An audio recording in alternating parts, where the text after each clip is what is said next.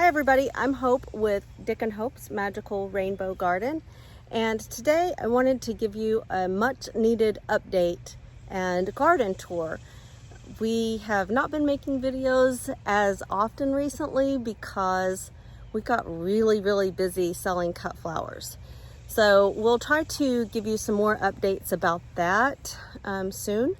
But today what I wanted to do was do a little bit of a walk through the garden and just kind of show you some of what we have taken out because we're succession planting, how the beds are being used, and give you some updates on some of the flowers that you know about, such as the dahlias, the snapdragons,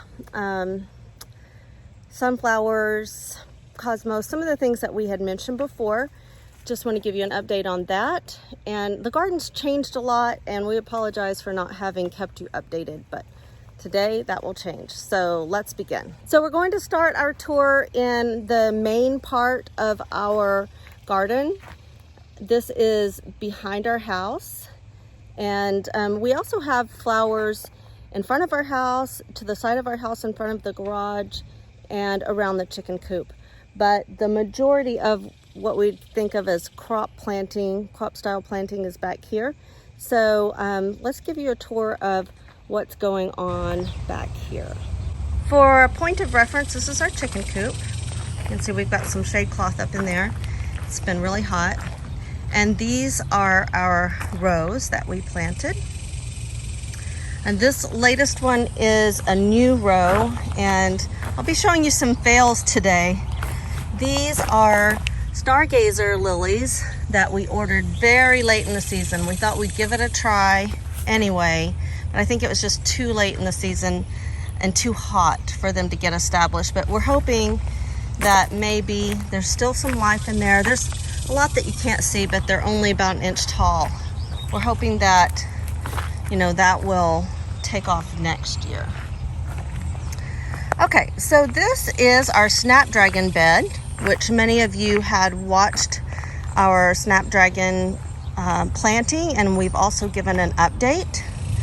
And then the snapdragons were really strong in May, and then they've really kind of calmed down. There's a bumblebee. I don't know if you can see them. They love the snapdragons. They go right into the flowers. So cute.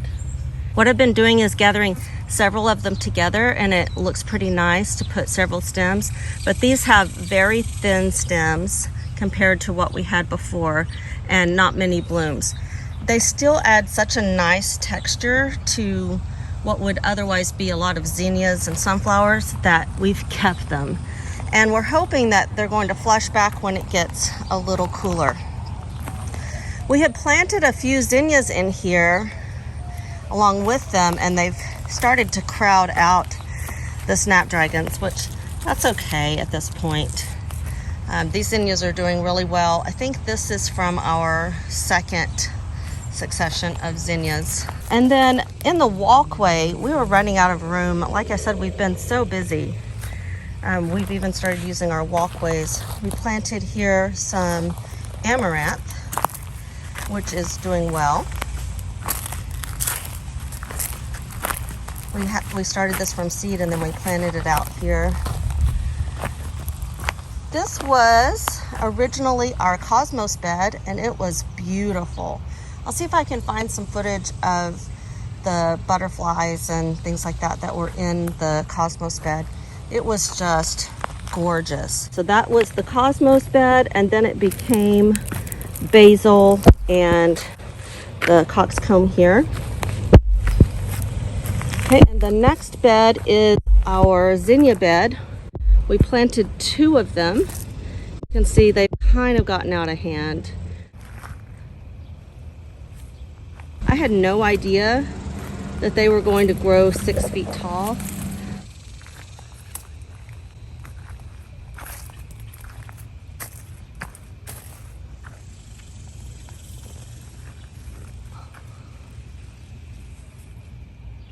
Let me give you a shot of what it looks like. So this is how tall they are.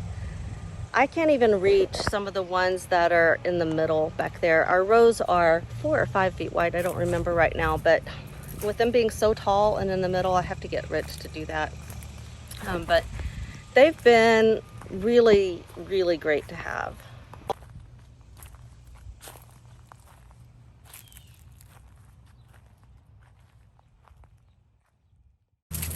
These started blooming while we still had Snapdragons. So for a while we had both.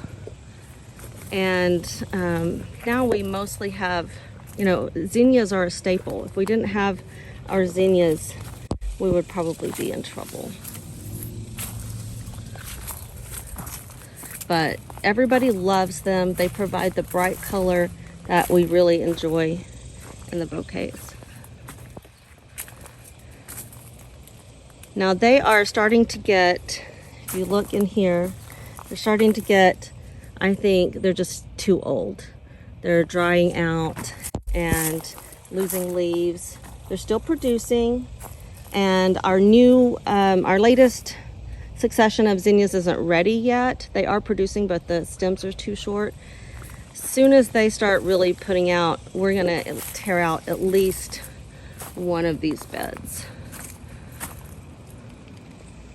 Pretty. So we've really been glad and thankful to have these zinnias. They've saved our lives as far as bouquets. This was our dahlia bed initially, and we set the dahlias out about one day too early. We got a mild frost. It actually only lasted 1 hour during the night, but it was enough to kill 2 rows of dahlias. We ended up consolidating what had been in this zinnia bed and what was in this bed all to the back of this. We initially started off with hundreds of dahlias, but we ended up with, I don't know, around 20. Those had been started from seed. I'll show you those when we get over there. So then we had this bed open up. So we planted the Maximilian sunflower here, which is a perennial sunflower. And this has added that touch of yellow, touch of summer. Before we had our regular sunflowers, and also even now, I like to put them up in the top of the bouquet, kind of just waving above the other flowers. They're really pretty. We also started some bells of Ireland from seed and put them out here just to see how they would do, because they're going to need to winter over, but I feel like they got out a little fast. The leaves are starting to scorch. So we have some more started inside that we'll bring out later. Okay, the other thing that we have in here, was doing really well earlier, but it's not so much now with the heat, is bachelor buttons. When they're doing well, they produce really, really vibrant blue, much more blue than what you see here. But they're just too hot, they're old, they're tired. I want to rip these out. I haven't deadheaded the dahlias in a few days because, to tell you the truth, I'm just pretty disappointed with them. So a lot of times I don't come out here and cut them. Some of them are pretty. They have very, very droopy heads. They don't last as long in the vase as other flowers, and the bugs and the heat have really hurt them out here.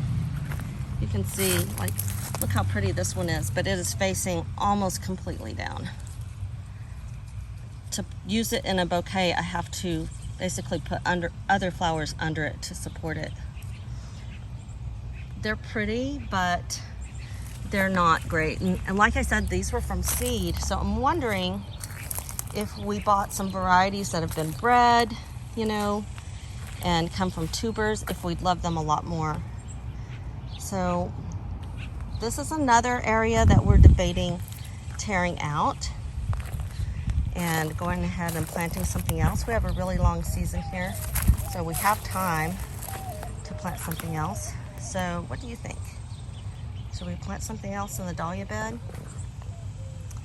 Okay, now these 2 rows don't look like much right now, but they have been fantastic up until now.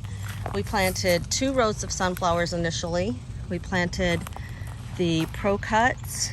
We planted Gypsy Charm, and I think we had a Pro Cut Gold, a Pro Cut Orange, gypsy charm, and we planted the jade sunflowers. So the jade is a branching sunflower, and we've been cutting on that, and they are, at this point, they're done. So what I've done is I've gone back and I've transplanted some new sunflowers in here, and I'll just cut these stalks off. I don't want to pull them up and disrupt the sunflowers, but all of these small plants are the new ones, and they're doing okay. This is what they look like when they're done. Okay, and then these are another variety. I believe these are more pro-cuts.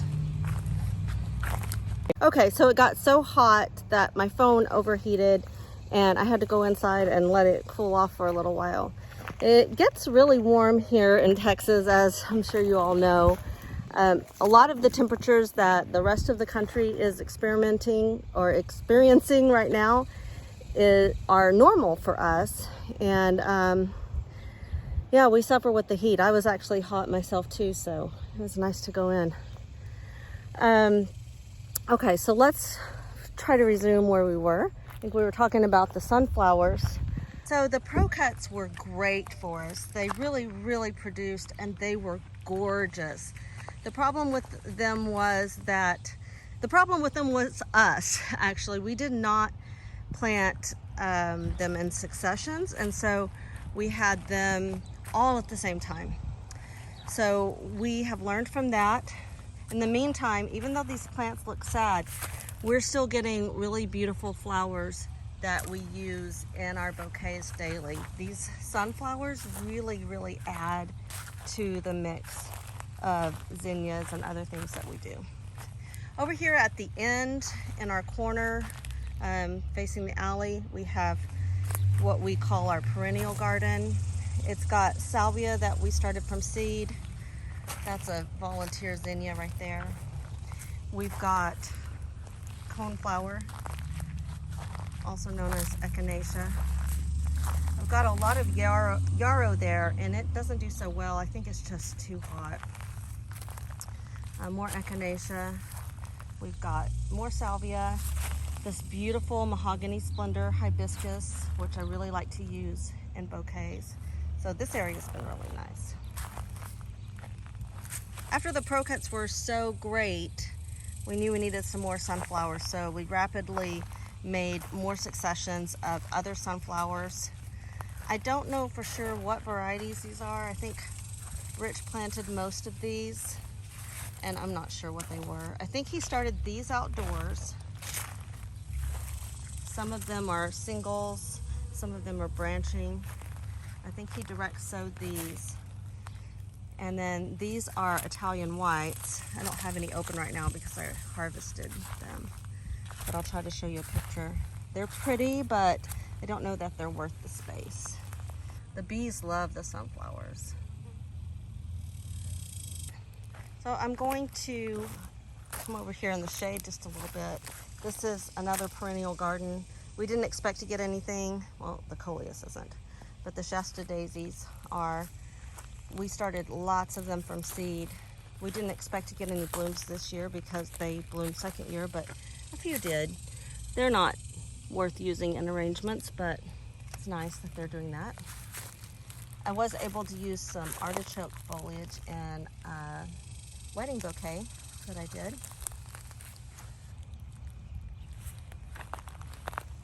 So another place that we planted in sunflowers is this corner of our back. There's a lot of different varieties. I think we have Autumn, Beauty, Evening, whatever that one's called. We have some Teddy Bear. We have some American Giant.